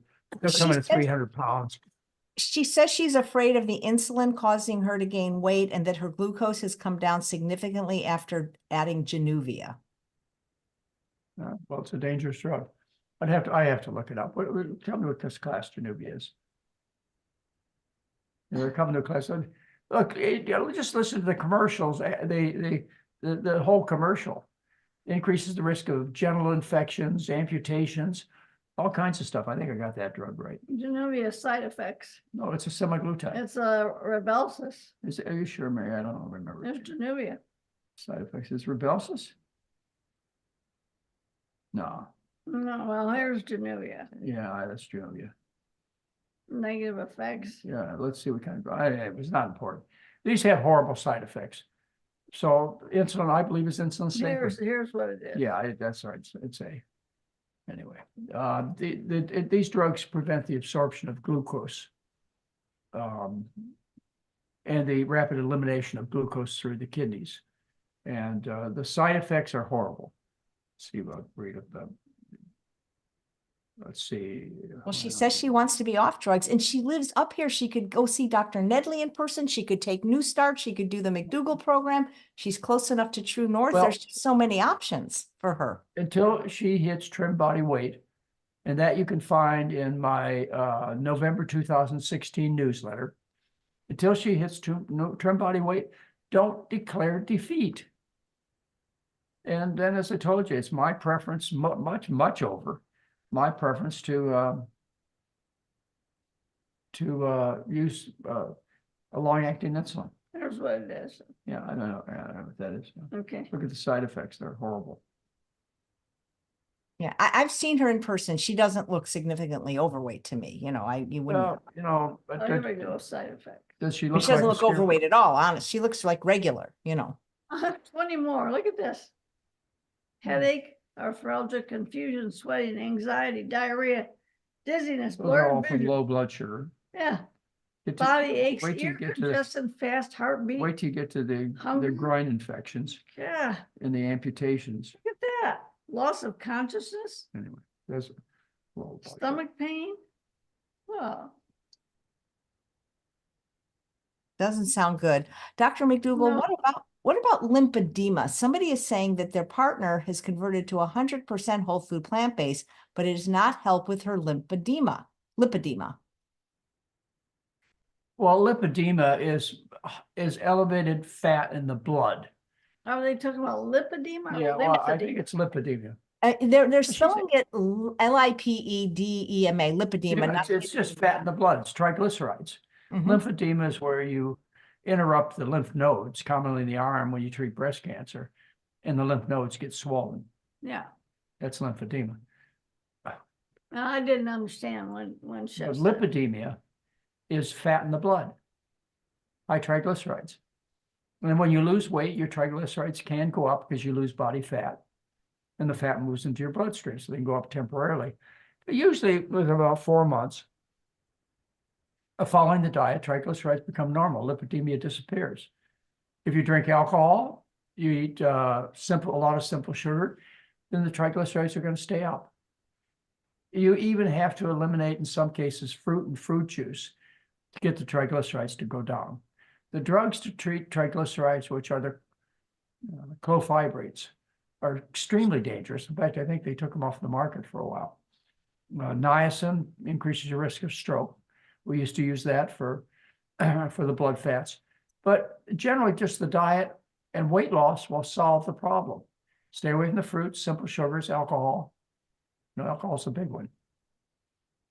I remember when you first started your practice in Kailua, there were none of these drugs on the market. Or very few. Well, the blood sugar, yeah. Blood sugar lowering drugs, you mean? You know, all the ones that we see now, Yeah, all the well, anti-inflammatories, none of them. oh, were- yeah, but there's a reason why they could charge somewhere up to $70,000 for these drugs a year. That's why, whereas the simple drugs you could buy 90 pills at Walmart for $10. Yes, yeah, well, I was referring to, I remember when at first it was cholesterol and niacin, They're cheap and that was it. That Yeah, was all that was available. for cholesterol. Yeah. And now they're, Well, it started, All but kinds of- consider Lipitor, the whole class of drugs called statins started out to be quite expensive, and now $10 yeah, at Walmart for 90 pills. diabetics, I don't even think metformin was out when you first And it started. just started. Oh, They started the diabetic drugs in 1959. Was the first diabetic drugs that But were wasn't insulin the only thing available at that time? prior to that, yeah. Yeah. The first sulfonylureas were introduced in 59. One of the advantages, and I like to reflect upon this, that I have, is the fact that I was raised and I got my education in a time where basically all of these recommendations and treatments were discovered and implemented. when I saw the research on breast cancer, on statins and so on, come out article by article by article, and in my lifetime, my professional lifetime. Yeah. So I have a background that's, I've got a lot of experience. And now you wouldn't even know about the new ones except for watching TV. I have to look them up too. There's so many of them. And they write articles on them, and I pulled the articles. The articles, of course, like for example, the semaglutides, only Novo-Nordisk and Eli Lilly pay for research. And they're the two companies that market the drugs. So all the research is paid for by these two drug companies. But I still read it. And But how do you think the results are going to come out? Well, they If only they're po- paid for by the drug company, they're going to that's the implication. recommend the drug. This is a really interesting question, Dr. McDougall, because I know how you've always said, don't go to doctors. So Mary Lynn says, am I wrong for not ever going to the doctor? Everyone lives by these numbers, and I don't even know what any of these numbers mean. I don't know my numbers. I haven't been to a doctor in over 15 years. I eat the McDougall diet. I'm healthy. Although I did gain some menopause weight, I don't have any other complaints to even see a doctor about. Healthy people don't. There are recommendations. There's a whole section on my website about the annual physical examination. And it is recommended against having an annual physical examination by all major health organizations, including the American Medical Association. So in other words, they say that you should not find out these tests because they lead to other tests and treatments unnecessary. However, I think there are some tests, and so do respected organizations, that are worth your trouble, like cancer screening. I recommend a stool for blood or sigmoid. But those are for average Americans. I don't know what to recommend for somebody who's eating a healthy diet. Only people who eat on an unhealthy diet get colon cancer or colon polyps. So why should you bother? I don't bother. Mary doesn't bother. And none of our kids bother either. But if you're going to eat the American diet, then you're susceptible to these diseases. Now you have to ask whether these tests were going to result in anything but encouraging you to eat a better diet. If you need the encouragement to eat a better diet, have your blood sugar checked, your cholesterol, your blood pressure. That may be the motivation you need. So, you be careful about what you ask for, because you're likely to get an answer that does you more harm than good. Now, and when somebody asks, should you ever go to the doctor? Yeah, when it hurts. You got built-in mechanisms to tell you that you need to get some help. The extreme fatigue, pain. These are things that warn you there's something going wrong enough with your body that the body screams out at you. But as far as screening, it wouldn't be just like if this happened for a couple of days that you'd immediately go to the doctor. You'd have to feel bad for a while. Well, that's kind of the message you have to. You have to decide whether when it's time to go. It's a personal decision, and you don't have to accept the recommendations either. You're the customer. Get the information. I run into this all the time with my patients. I can't answer all their questions, and I say, go see your other doctor. Ask your other doctor. Bring the information back to me. Let's you and I look at it together. We do this all the time. And I think I told you a story about a patient in the distant past who had a precancerous or maybe a cancerous lesion in the right side of the colon. And we had to have a discussion about what to do as far as treatment. And she had heard me say taking the lymph nodes out is a bad idea. And the doctor insisted on taking the lymph nodes out along with the operation. And so that's what he's left with, is making the decision as to whether he's going to make the doctor happy or do what the research says, which all of it says. I gave it to him. I gave him the research on taking the lymph nodes out for various cancers. It's all a failure. but he'll probably not do that because he just wants to get it over with. But at least he has the information. And that's all I ask is give me a chance to tell you my side of the story and then do what you want to do. You're the decider, not me. I'm just the consultant. Mary, I'm did gonna you? let you talk to Mary for a minute. All right. No, I have to ask. I actually have a question. Did you have a special meal for your birthday, and are you the one that had to cook it? No, I didn't have to cook it because our youngest son, Craig, and his wife, Mika, and our 2 grandkids who live here in Portland, they came over the night before. And because they were going to be busy on the day of my birthday. So they came over and he made dinner and they brought a birthday cake. It was a vegan birthday cake, but it was still too rich. I ate some of it and afterwards I regretted, even though it was vegan.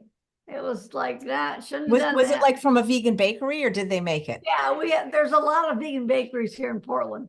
And Portland's just filled with vegan donut shops and vegan bakeries, and they're all filled with junk.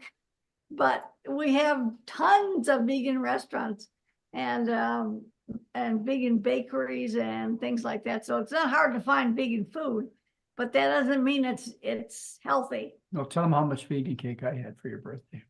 Well, you had a bite, I think. A bite at most. Yeah. But it wasn't because it was because I didn't like it. You know, it really didn't taste good. It was quite oily. Well, it obviously, it had to be. Well, I've had various birthday cakes from various bakeries that didn't taste like a glob of grease. Yeah. So Yeah. they were I fluffy don't and- know if I should. I don't want to ruin the surprise, but you're getting something in dry ice tomorrow. So make sure you, Mary, please check with the concierge. It's not from me, but you're getting something that doesn't have grease or oil, that's made out of your favorite food. It comes from a restaurant. So I think you'll Okay. like it.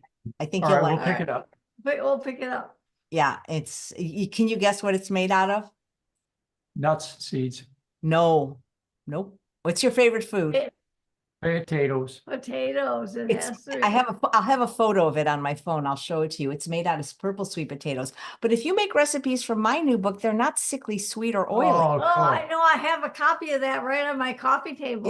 Yeah, yeah. So there is an option, but I need to find the photo to show. I guess I had to ruin the surprise because you just want to make sure you get it because the dry ice is only good for a certain amount of time. Yeah, right. That's So- right. Well, I'll when they send me a notice when they get a package, so we'll know what it is. So we'll go over there right Nice. away. Yeah, the chef sent it kind of between your 2 birthdays, kind of like a twofer. Oh. So while I look for That's- let's see, I gotta find it. It's actually made out of purple sweet potatoes, and I got one for my friend Linda. I don't know if you can see this, but this is what it's Oh, gonna yeah. look like. So yeah, it's Cool. I order a lot from them. It's a restaurant that's 3 hours away. It's called Raw Fresno, and yeah, and she can make things without oil, without she can use dates instead of sugar on request, and there Yeah. may be some nuts in there. I'm not 100% sure, but I don't think it's going to be sickly sweet. Oh, well, then he'll probably eat some. Yeah, that'll be exciting. If not, freeze it or give it to one of your friends.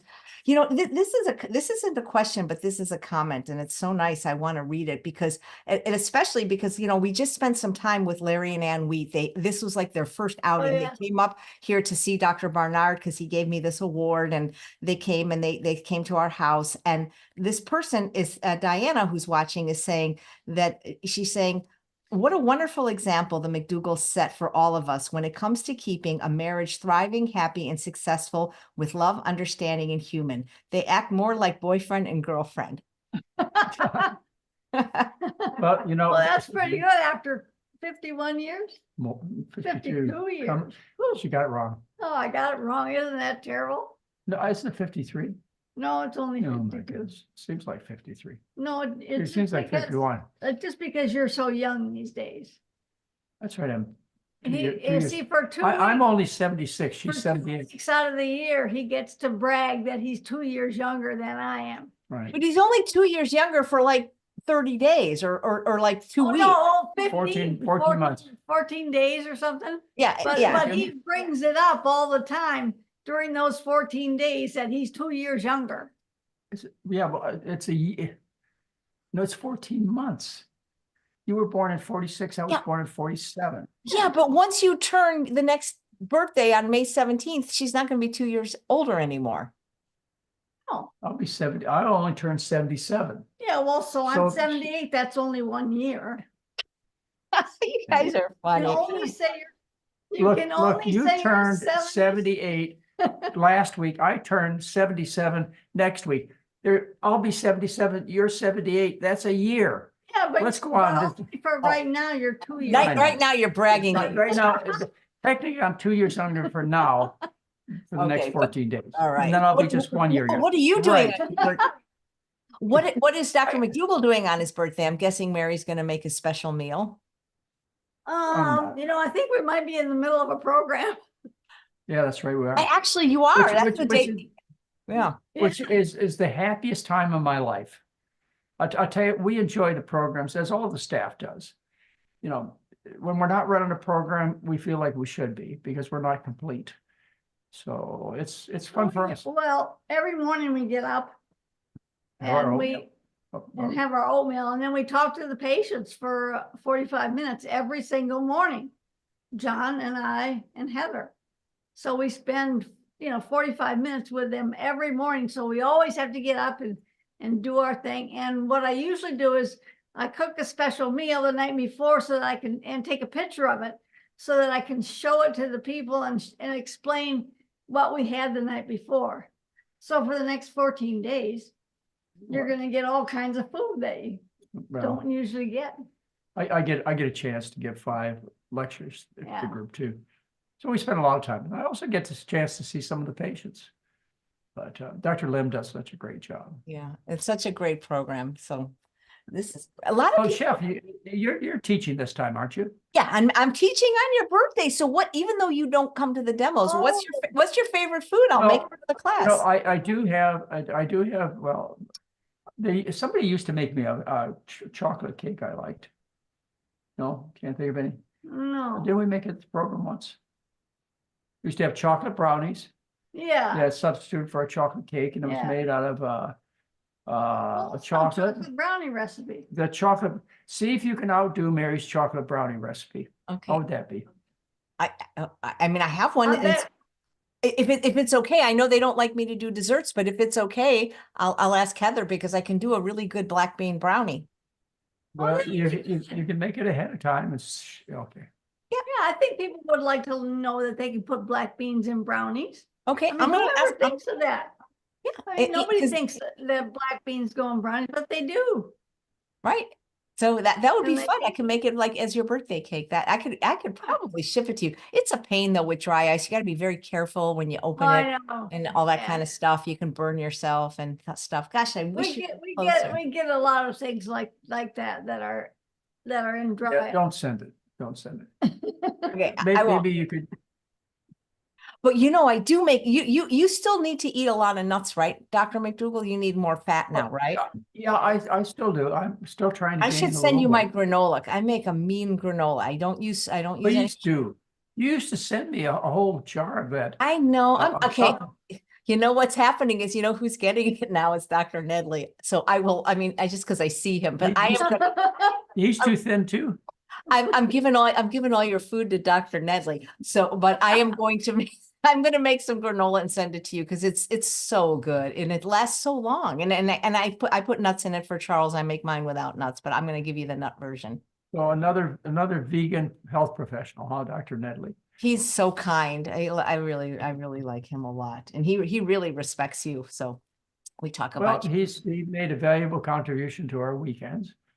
And the Weimar, is he still working with Weimar? Yeah, so he is the president of Weimar, and he runs 2 programs there. And one of them is kind of similar to yours, the New Start program. I believe it's 10 days or it's 2 weeks. Well, it was 21.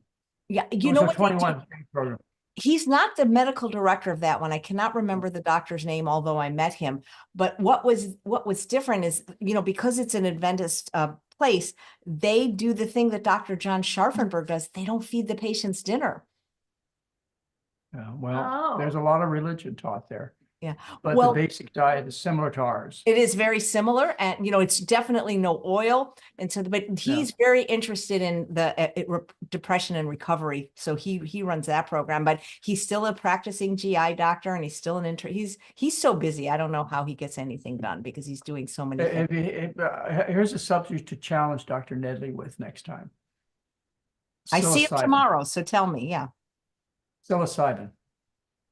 Psilocybin. Okay. Yeah, mushrooms. And about them, like if people should Well, eat. you're not up to what's going on in the psychiatric business using psychedelics. I'm not up to anything. I don't even have Oh television. my Dr. goodness, McDougall. this has been the biggest revolution in psychiatry that's occurred in 100 years. They started out using ketamine, and they found out that relieved postpartum depression. You take a young woman, just delivered a baby, becomes so depressed she kills herself. Postpartum depression. And the success rate is at least 50% using psychedelics. Soldiers who are destroyed from when they come back from war, PTSD. The success rate is huge with psychedelic therapy. I'm surprised. Listen, you've got to mention this. But here in Portland is really the only place that we have the clinics that they can do it. So that's why we know a lot about it. I guess so. It's a Because big it's in and our paper. every Oh, day. plus I read the medical journals. Yeah, I The know. medical journals are But nobody ripe, else does. ripe with articles about the revolution of treating psychiatric problems with psychedelics, and they're using mushrooms, psilocybin. But there are other psychedelics out there too that are being propagated. And they're not just giving them to these people. They actually go through, they have to be Therapy session. therapy, and We have therapists here in Portland. there are like, what, 20 or 30 clinics Yeah. all around the city that have trained facilitators, I think they're called. Well, the problem with our program is not whether it works or not. It always works. The problem with our program is getting people to do it. And one of the big hindrances is the fact that people don't like themselves. And depression is very much related to that. And so if I can get them over some of the barriers, the psychological barriers, who say, or keep telling them, I don't deserve this, or, life is supposed to be miserable. And a psychedelic experience causes that transition overnight in people, then boy, it'd be a great preliminary to people who are having trouble making dietary changes. Yeah, I just gave you a topic for tomorrow. And by the way, you can read up on it. Just go to Google, put in psilocybin or psychedelics and depression or PTSD or postpartum syndrome. And again, AJ, we're talking about people's lives who are a wreck, who are on the verge of suicide or attempted it many times. Overnight, they have a different attitude. I think they usually give them two trips typically. Yeah, but that's all it takes. That's not much, Not much. considering how bad some of these people feel. Oh my goodness. And considering that mushrooms grow in Oregon for free. And they grow actually all around the world, psychedelic mushrooms that grow in every community that. Yeah, but we actually have We grow houses here that are. We have the best psychedelic mushrooms in Portland, We have in Oregon. grow houses that are approved.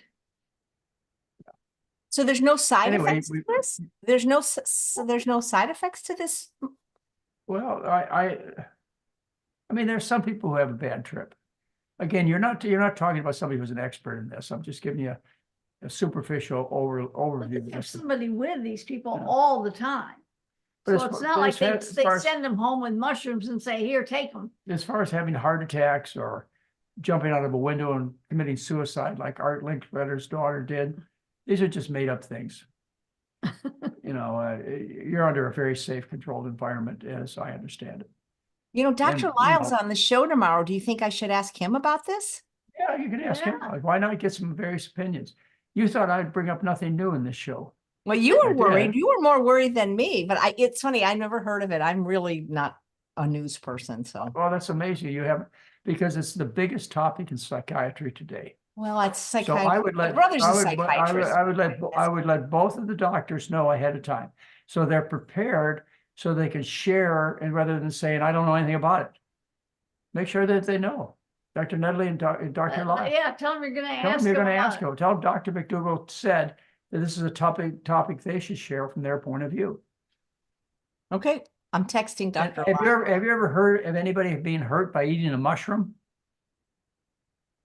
Well, if it was poisonous, Oh, there are some poisonous ones, Poisonous, aren't there? yeah. Well, that sure made a mistake on that one. Poisonous ones. Don't eat poison mushrooms. yeah. Okay, we got some great questions if you have time. A lot of people are asking Looks about like it's some time. berberine. What do you think about berberine? I don't know much about it. I think it's safer than the usual cholesterol-lowering drugs. It's supposed to drop cholesterol about the same amount as the other cholesterol-lowering drugs, but I doubt whether it reduces the risk of dying of anything. But it is inexpensive.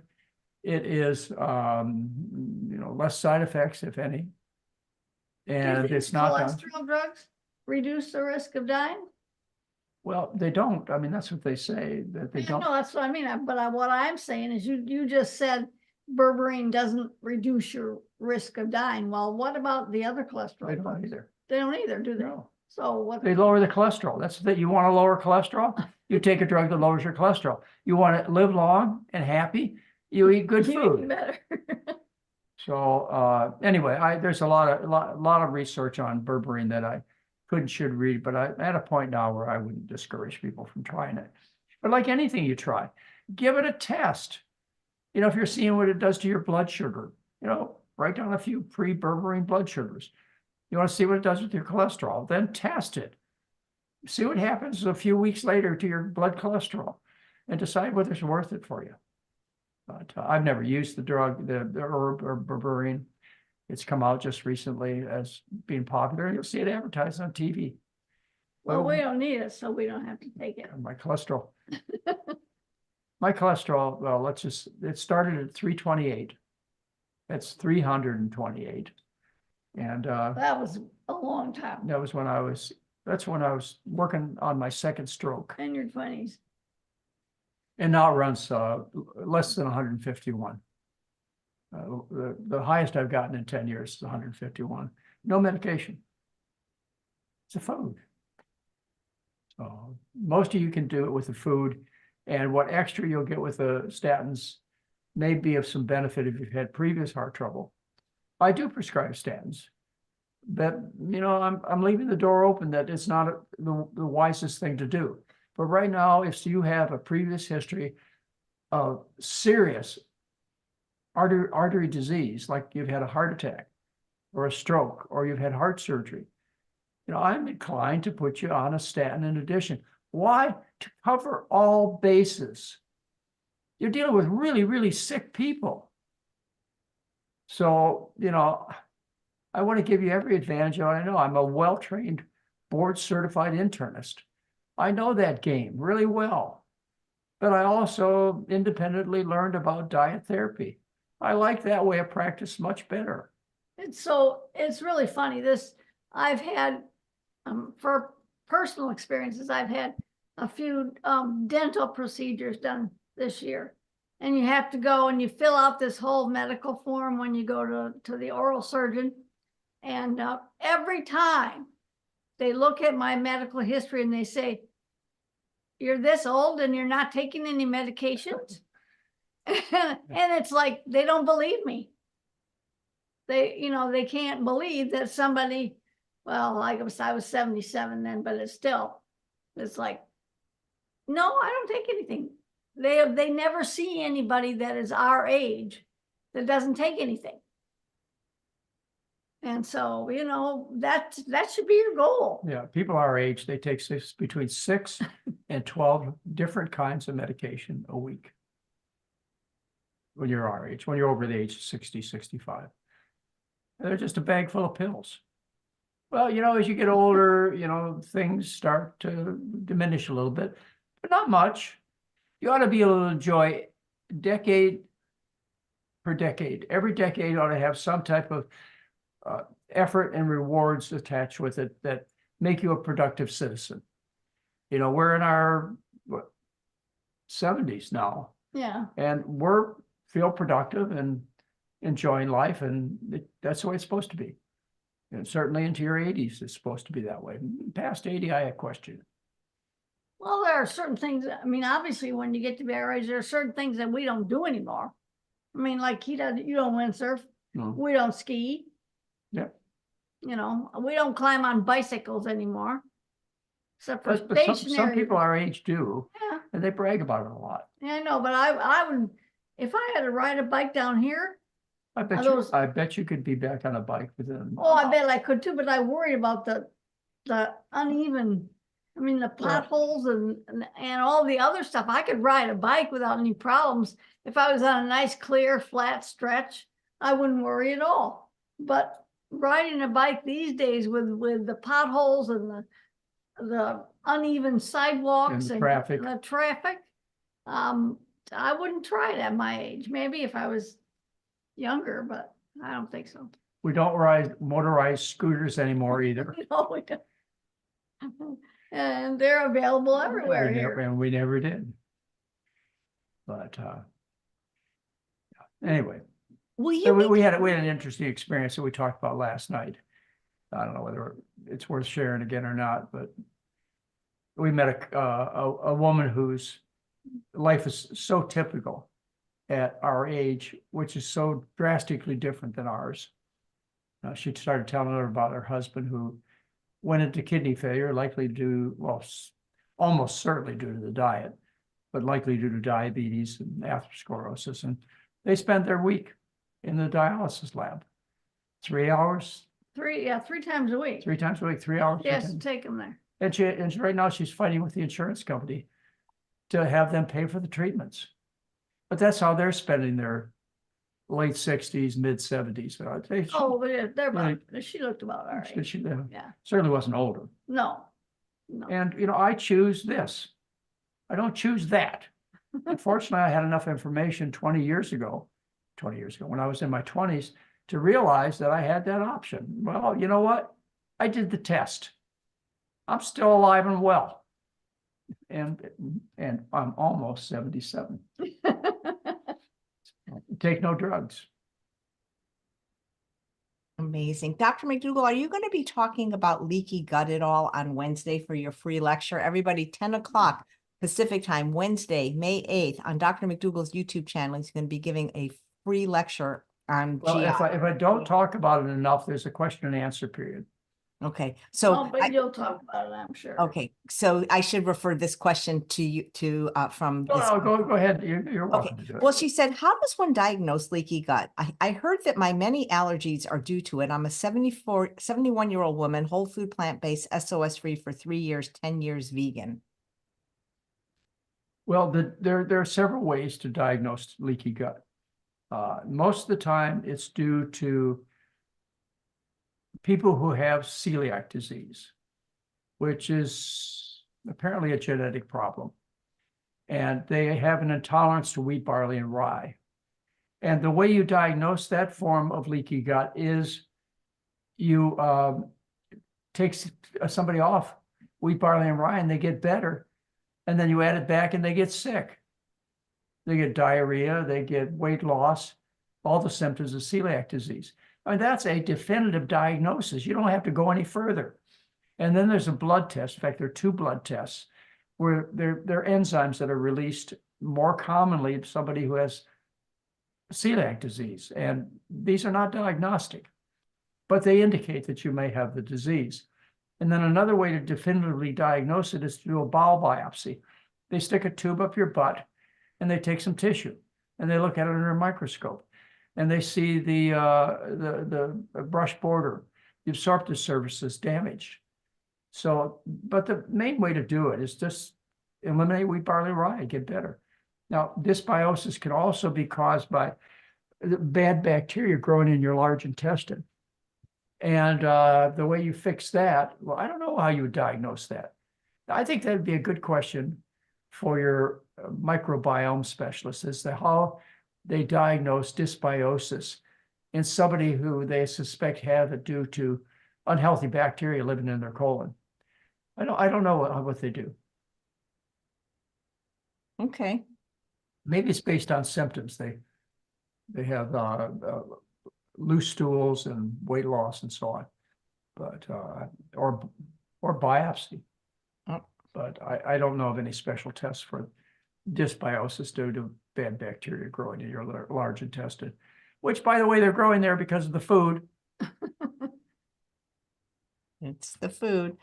Okay, so this person, KD, says, I'm on a strict plant-based no oil diet for 4 months, but my first blood test afterwards shows elevated triglycerides. I thought it should come down. Usually does. Usually does. As I told you, if you eliminate alcohol, that's a big one. But doesn't a lot of times when you first start, they said they've only been doing this for 4 months. Well, Sometimes when you first have start, you lost all the weight you need to lose? No. Have you tried giving up the fruit juice, other simple sugars? So you have more to go. And then there are some people who have such a serious damage, or maybe it's a genetic tendency of the lipid system and handling of blood fats, that no matter what you do, you can't correct the problem. And I think I've taken care of a very few patients like this. One man was really sick. He had terrible leukemia and I don't know, ran triglycerides, but we even got his triglycerides down. No, they weren't perfect though. Cool. All right, let's see. Here's an interesting question, and it is from SD. This is my first time tuning into a live. Well, welcome. Can heart disease be reversed through this diet, or is bypass surgery the only way? Boy, you really need to cut out an hour of your time and listen to the lecture on heart disease that I give that's on YouTube. It'll answer all those questions. It'll explain to you why heart surgery does not save lives. It'll explain to you why a heart attack is due to a sudden rupture of a plaque, which causes a blood clot. We have no tests or treatments for this condition. What we do is we operate on old scars, and that's why heart surgery doesn't save lives. And is it reversible? Yes, it's reversible.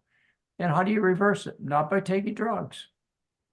You know, statins have a reputation for not showing positive benefits from taking drugs on atherosclerosis.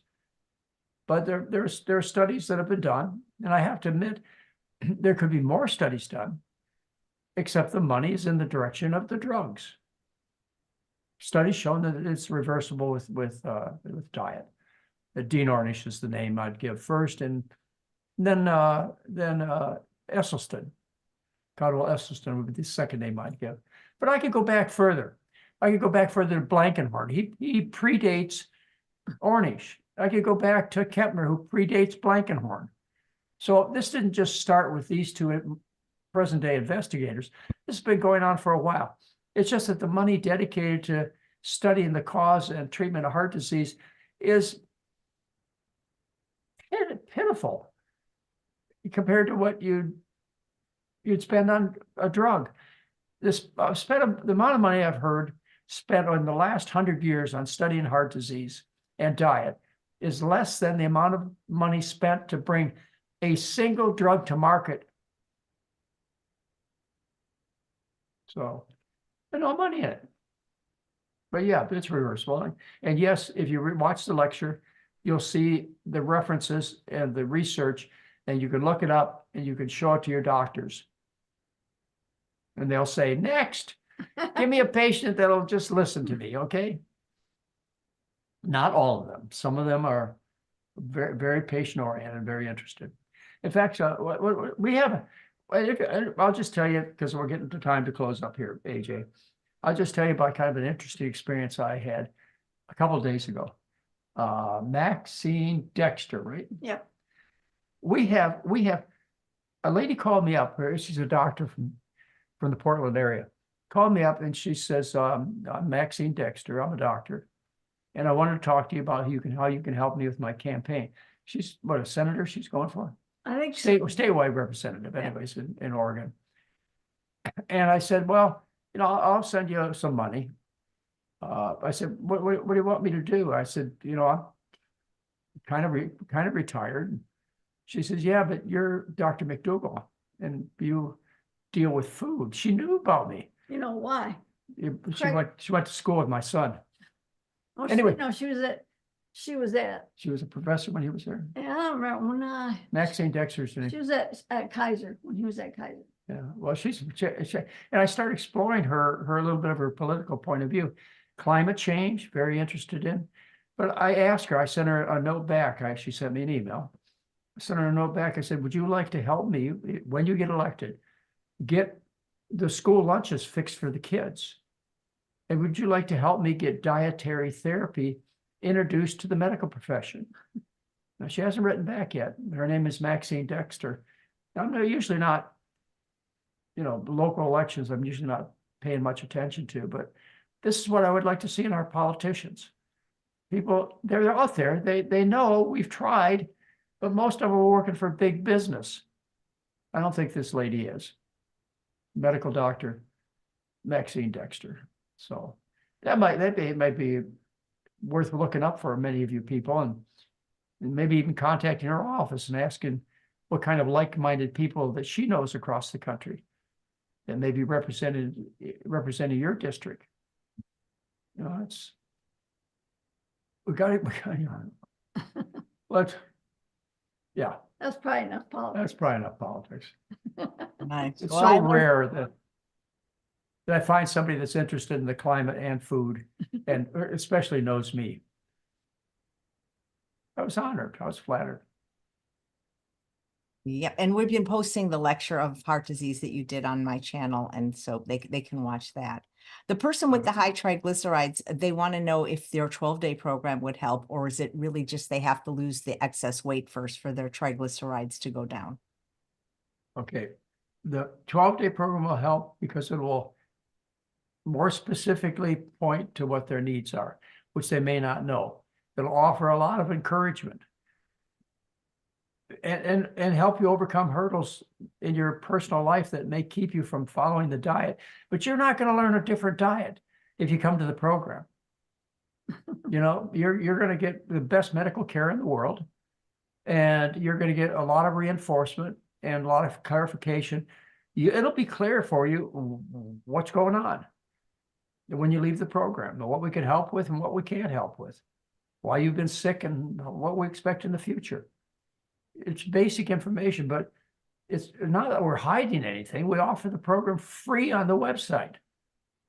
But when you come to the program, you make a lot of friends. well, you do. That's It's a very personal program. Lifetime friends you make. So I know how you're going to answer this, but it's interesting because somebody's asking what you think about an all raw diet. And there's a viewer though, that has been having success on it because they have something called some condition. They're 24 years old and they have minimal change glomerulonephritis, resistant to steroids. They've been raw for 4 weeks now and are feeling improvements, and they're afraid it will recur if they stop eating all raw. I don't think so. That's not what the research says. And again, I did our lecture on kidney disease for AJ, which is out there on YouTube. The research says that for minimal change glomerulonephritis, first of all, it's due to an autoimmune reaction. It can be due to a bacteria or a virus, but it is most often due to food. And there are research papers that are present on my newsletter or in this lecture that talk about glomerulonephritis being caused by the food. And there's an article that I cite from the New England Journal of Medicine. It was published in 2013, where they found 7 people. Well, I won't tell you the details. What they did is they found kids with glomerulonephritis, nephrotic syndrome, And they examined their kidneys with a biopsy, and they found that there were antibodies specific to cow protein that was attacking and killing the kidneys of these kids. And they took the kids off the milk, and all 4 of them were cured that were biopsied. That's in a modern day New England Journal of Medicine. I would have thought every pediatrician in the world would have reacted to that, but nothing's changed. And the thing is that this article that I just told you about milk causing glomerulonephritis, this was actually published 30 years earlier in the British journals. There were a whole bunch of kids in a British study that were likewise had nephrotic syndrome, a glomerulonephritis, and they were taken off of all dairy products, and the kids got well. But anyway, you need to follow, and even if you've had kidney damage, eating low protein is going to reduce the wear and tear on the kidneys. And eating a raw diet just makes it difficult for you, and makes it harder for you to follow the diet for a lifetime. I mean, think about it. What do you eat raw? Brown rice? Nope. Potatoes? Difficult. Not very tasty either. You eat fruit. A raw food diet is fruit and nuts. You should be eating a starch-based diet. That's a sustainable diet. So, you've gotten off the dairy. That's good. You probably lower in protein and other animal foods that are troublesome. That's good. But are you going to be able to stick it for a lifetime? Just eating fruit or nuts. Steve Jobs couldn't do it. He's one of the only fruitarian I can remember. I've never seen a fruitarian that made it for a long time. And I've seen a lot of people who practiced different ways of eating, including fruitarians. AJ, we got to get going this afternoon today. We got an appointment. Okay, sorry about that. Okay, it was really great spending time with you, and I can't wait to watch your free lecture on Wednesday. And everybody, Thank you. Thank you so much, Dr. McDougall and Mary, and take Okay. care. Great audience, and great job, Good to AJ. see you. Yeah, it Bye-bye. was so much fun. And thanks all of you for watching another episode of Chef AJ Live. Please come back tomorrow at 11:30 a.m. Pacific time for Dr. Doug Lyle, and we'll see what he has to say about